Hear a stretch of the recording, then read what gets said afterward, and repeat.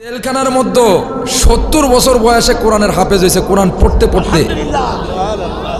সুবহানাল্লাহ। হাজার হাজার আলেমদের উস্তাদ। আমি যখন আগরদাড়ি মাদ্রাসায় প্রথমবার মাহফিল করছি, মুহাদ্দিস আব্দুল খালেক সাহেব হুজুর আমাকে ৫,০০০ টাকা পুরস্কার দিলেন আমার তেলাওয়াত শুনে, আমাকে একটা গালিচা দিলেন।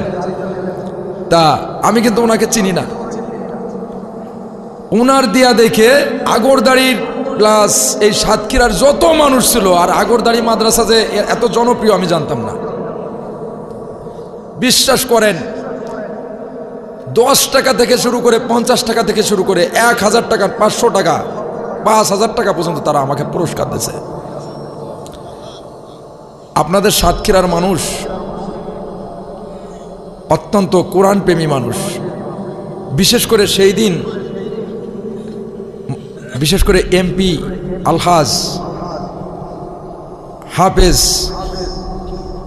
মাওলানা আব্দুল খালেক রাহিমাহুল্লাহ হুজুর, আমি ওনার পাশে বসেছি। উনি পড়ে যায় কি আমি ওনাকে প্রোটেক্ট দিয়ে বসে আছি যেন উনি না পড়ে যায়, কারণ অনেক ভারী শরীর, উনি পড়ে গেলে আর উঠতে পারবে না। কারণ উনি তো ব্রেন স্ট্রোক করছে, আমার আব্বাও তো ব্রেন স্ট্রোক করে মারা গেছে, আমি জানি। কারণ ব্রেন স্ট্রোক করা অনেক কঠিন, ফেরে কম।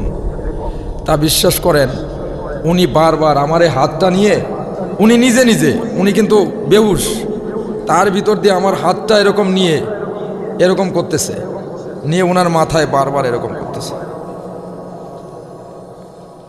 আর বারবার ওনার বুকে এখানে এখানে আমার হাত নিয়ে ডলতেছে। বিশ্বাস করেন,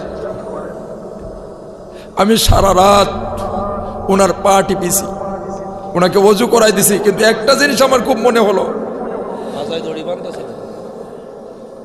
একটা জিনিস আমার খুব মনে হলো, না না ওটা আমরা রাখতে দেইনি।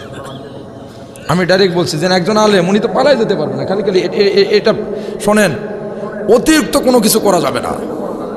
একজন সম্মানিত লোককে যখন আপনি অসম্মান করবেন, আসমান আল্লাহর আরশ পর্যন্ত কেঁপে উঠবে, জমিন কেঁপে উঠবে, ঠিক না? যার বাস্তব প্রমাণ আমরা দেখেছি, আমাদের জগৎ শ্রেষ্ঠ আল্লাহ আমাদের কোরআনের পাখি। কাফেরেরা, বাতিলেরা, নাস্তিকেরা, স্বৈরাচারীরা